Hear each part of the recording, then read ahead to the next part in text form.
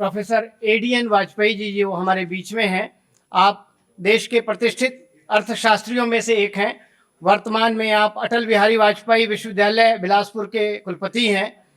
इससे पहले आप हिमाचल प्रदेश विश्वविद्यालय शिमला और एपीएस विश्वविद्यालय रीवा के कुलपति भी रह चुके हैं। आर्थिक नीति, कृषि, अर्थशास्त्र, विकास और शासन पर आपका व्यापक शोध कार्य है। साहित्यिक रुचि के कारण कई महत्वपूर्ण पुस्तकों के आप लेखक भी रहे हैं। अरुण सस्सई, जिसमें से एक आपका बहुत ही चर्चित काव्य संग्रह है। आप विश्व तुलसी सम्मान से सम्मानित हैं। आप भारतीय ज्ञान परंपरा, योग, विज्ञान और स्वरोजगार आधारित शिक्षा को बढ़ावा देने के पक्षधर हैं। प्रशासनिक दक्षता और अकादमिक नेतृत्व के कारण आपको देश भर में एक दूरदर्शी शिक्षाविद के रूप में जाना जाता है। आपका आज स्वागत है और आपके बहुमूल्य विचार सुनने के लिए मंच मैं आपको देता हूं, प्रोफेसर एडीएन वाजपेयी जी।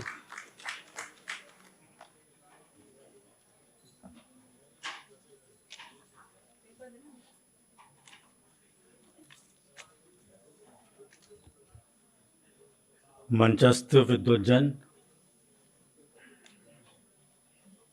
प्रवीण गर्ग जी, आपसे इसे संबोधन कर रहा हूँ कि मंच की गरिमा के अंतर्गत हमें सब कुछ सुनना चाहिए। हमारे मध्य उपस्थित आदरणीय श्री प्रकाश सिंह जी, आदरणीय बलराम पाणी जी, आदरणीय भागी जी, आदरणीय प्रवीण गर्ग जी, पुनः और इस पूरे कार्यक्रम के प्रमुख सूत्रधार आर.एन. पटेल जी, आदरणीय बहन जी मातृशक्ति, मेरी बहन भावना शुक्ल और सम्मुख उपस्थित अशोक भार्गव जी, हमारे प्रदेश के सीनियर IAS ऑफिसर हैं। आशा, जो भी रानी दुर्गावती विश्वविद्यालय में पढ़ा रही हैं, और आप सभी लोग। मैं अत्यंत धन्यवादी हूँ, आभारी हूँ श्री रामनारायण पटेल जी का, जो कि हमारे प्रदेश, हमारे छत्तीसगढ़ के रायगढ़ के छोटे से ज़िले से निकल करके आज दिल्ली विश्वविद्यालय में हिंदी विभाग को सुशोभित कर रहे हैं। इन्होंने मुझे आमंत्रित किया, इसके लिए मैं अत्यंत आभारी हूँ। और यहाँ पर भावना शुक्ल जो हमारी भतीजी भी है और बहन भी है। अभी हिंदी के योगदान पर कुछ बैंकॉक से मेरा एक परिचय बुलाया गया था, तो मैंने कहा कि किन किन के साथ में काव्य पाठ किया, उसमें इनके पिताजी राजकुमार तिवारी सुमित, उनका भी जिक्र किया है। अभी 2 दिन पहले मैं आर्टिकल भेज दूंगा। विषय महत्वपूर्ण है, दीनदयाल जी पर केंद्रित जो संगोष्ठी आपने आयोजित की है। और मेरे परिचय में यदि सबसे बड़ा परिचय कराया जाना था, वे तक मैं दीनदयाल जी की शताब्दी वर्ष की जो समारोह समिति बनी थी, उसका मैं सदस्य था, जिसका कि प्रधानमंत्री जी स्वयं अध्यक्ष थे। दीनदयाल जी के ऊपर बोलने से पहले हमें आत्मावलोचन की आवश्यकता बहुत अधिक होती है। दीनदयाल जी को पढ़ना, बोलना तलवार की धार पे चलना है। जो व्यक्ति हर तरह के सांसारिक उपागमों में, सांसारिक उपलब्धियों में लिप्त हो, उनको दीनदयाल जी के बारे में न पढ़ना चाहिए न बोलना चाहिए, क्योंकि ये तपस्वी का जीवन है, साधना का जीवन है, उपासक का जीवन है, जिसने तिल तिल जल करके राष्ट्र के निर्माण में अपनी भूमिका का निर्वहन किया। उसी के लिए जिए, उसी के लिए मृत्यु को प्राप्त हुए। कभी कभी मन में विचार आता है कि मीरा को जहर क्यों पीना पड़ा, सुकरात को जहर क्यों पीना पड़ा, कोपरनिकस को जहर क्यों पीना पड़ा, गांधी की हत्या क्यों हो गई, लाल बहादुर शास्त्री हत्या क्यों हो गई, सुभाष बाबू का अता पता नहीं है।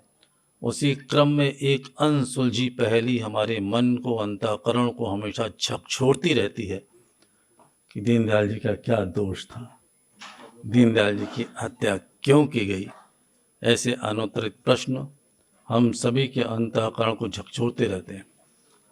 हम सभी लोग जानते हैं दीनदयाल जी की मृत्यु पर वो भी रोए जो कभी नहीं रोए। और मैं कह रहा हूँ श्रद्धेय गुरु जी का, गुरु जी के आंखों में आंसू किसी ने भी नहीं देखे, और दीनदयाल जी की मृत्यु पर वो भी फपक फपक रो पड़े जो कि कभी नहीं रोए। इन्वर्टेड कामर्स में बोल रहा हूँ। बंधु, विषय है राष्ट्रीयता और मानवता, दीनदयाल जी के केंद्र में रख करके आदरणीय पांडे जी ने बहुत अच्छी बात कही। भारतवर्ष वो देश है जो कि राष्ट्र को कोई भौगोलिक इकाई नहीं मानता। हम राष्ट्र मानव की ही बात करते हैं। तो राष्ट्र मानव की बात होगी तो बिना मानवता के राष्ट्र का निर्माण कैसे हो पाएगा। राष्ट्रों के निर्माण की प्रक्रिया में अगर आप पढ़ना चाहते हैं तो माननीय दत्तोपंत ठेंगड़ी जी को अवश्य पढ़िए। वो राष्ट्र के निर्माण की प्रक्रिया में बताते हैं कि जितने भी आपको विकसित देश आज के दिखाई पड़ते हैं वे सब कबीलों के देश हुआ करते थे।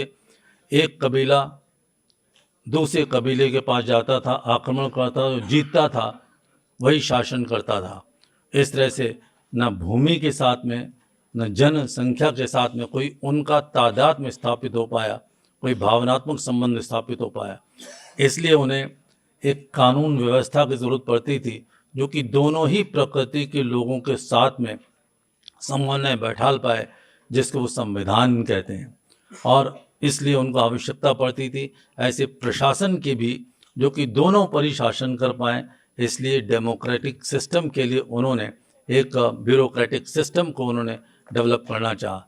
दोनों में झगड़े हों तो किसी प्रकार की न्याय की व्यवस्था हो तो एक न्यायपालिका भी चाहिए। तो आप डेमोक्रेसी के पिलर्स जो आज उठा के देखेंगे, हमें independent constitution, independent bureaucracy, independent judiciary हो, तो ये सब उन्हीं की देन है। हमारे यहाँ इसकी कोई विशेष आवश्यकता नहीं है।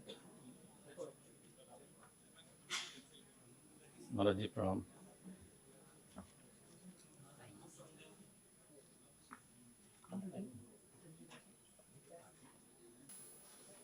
मैं परम पूज्य श्री चरण का स्वागत करता हूँ, अभिनंदन करता हूँ इस कार्यक्रम में, और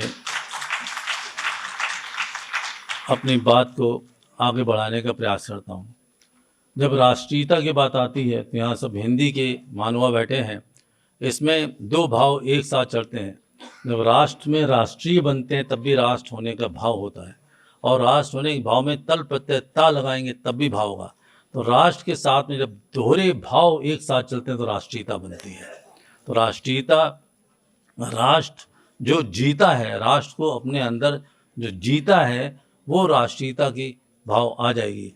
मानवता को लेकर के जो हम दीनदयाल जी की बात करते हैं तो उनका तो पूरा जो एकात्म मानववाद का दर्शन है वो मानवता से ओतप्रोती है।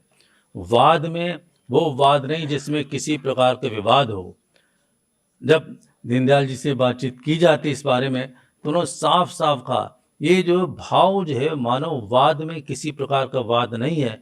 हाँ, उस समय पूंजीवाद और समाजवाद जैसी दो विचारधाराएं चल रही थी, और जनसंघ के अध्यक्ष होने के नाते उनसे कहा जाता हमारी विचारधारा क्या, हमारा कोई वाद क्यों नहीं है, हमारा कोई समझ भाव क्यों नहीं है समाज जीवन चलाने के लिए। तो उन्होंने मानववाद कहा गया। वस्तुतः बात यह है, ये मानववाद ये वाद नहीं है, ये मानव भाव है। ये मानव भाव है जिसमें हम नेशनलिज्म से हट करके नेशनहुड या नेशननेस, ह्यूमननेस या ह्यूमनहुड की बात करेंगे। ह्यूमनहुड का भाव जो है, ह्यूमननेस का जो भाव है, वो इसके अंतर्गत आता है। और मानव के अंतर्गत भी वो मानव नहीं जो कि वेस्टर्न सिस्टम में या जो बायोलॉजिकल सिस्टम के अंतर्गत या डार्विनियन सिस्टम के अंतर्गत जो हम कहते हैं कि मानव तात्पर्य ये जो हड्डी पसली का आदमी या कुछ भावनाएं इसमें डाल दी, कुछ मनोविज्ञान डाल दिए गए, वो मानव नहीं। और पूरी तरह से आध्यात्मिक चेतना से संपन्न व्यक्ति को जो मानव कहते हैं। आध्यात्मिकता से ओतप्रोत, और आध्यात्मिकता से तात्पर्य होता है जो कि कालजयी हो, जो कि प्राचीन से प्राचीन हो, सनातनी परंपरा जिसमें आ जाती है, जिसमें सार्वभौमिकता आ जाती है, जिसमें सर्वसमावेशकता आ जाती है, जो सर्वसमावेशी हो, ऑल इंक्लूसिव हो, जो कि ऑल टेम्पररी हो, एटर्नल हो और साथ यूनिवर्सल हो। तीनों तत्व जब इसमें आते हैं तो वही आध्यात्मिकता होती, वही मानवता होती।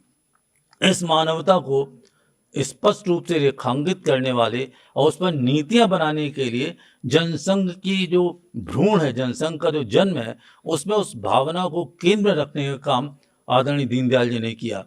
बहुत समय तक काम नहीं चल पाया, लेकिन जैसे जैसे समय बीतता है और जब जब अब उनकी विचारधारा की सरकार बनती है, तब तो आप पाएंगे दीनदयाल जी के विचार जो है वो शरीर के रूप में स्थापित होकर के हमारे बीच में दिखाई पड़ रहे हैं। आज जब G20 का यहाँ पर अधिवेशन हुआ, तब वसुधैव कुटुंबकम एक नारा दिया गया।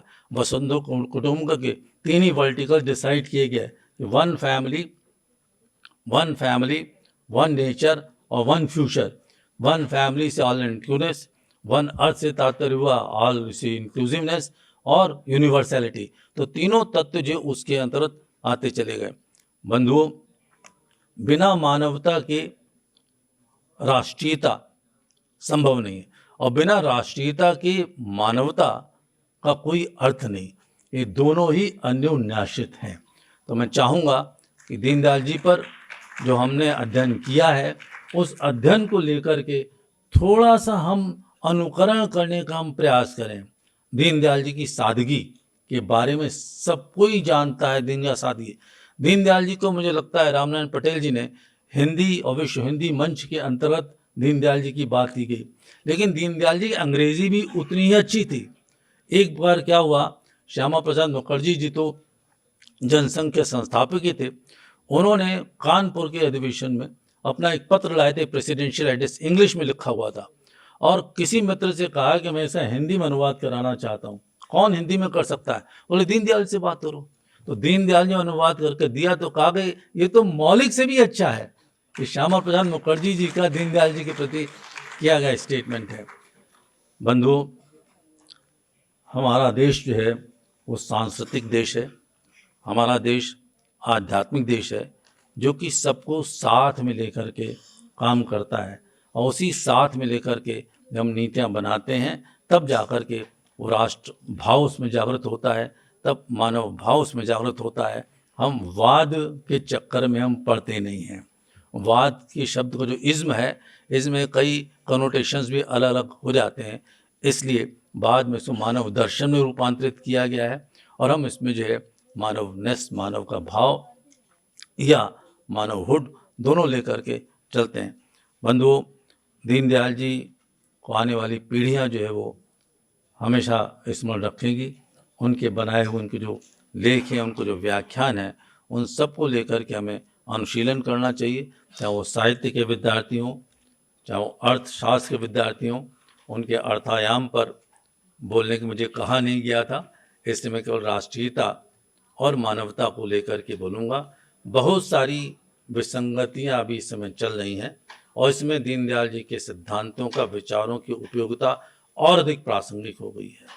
हम क्षेत्र में, भाषा में, धर्म में, जाति में और राजनीति में जिस प्रकार से हमारे समाज को बंटने वाली और बांटने वाली शक्तियां काम करें, उसमें दीनदयाल जी के विचारों को सुदृढ़तापूर्वक हमें अपनाने की आवश्यकता है, जिससे कि जो विकार उत्पन्न करने वाले हैं उनको हम उत्तर दे सकें और एक प्रत्युत्तर देखें, रिस्पॉन्स दे सकें, जिससे कि हम कह सकें हाँ भाई, हमारा भारतवर्ष अखंड भारत है, पूरी भावनाओं से ओतप्रोत भारतवर्ष है, जिसकी कि लोग पहले भी पूजा करते थे और आज भी हम पूजा करेंगे।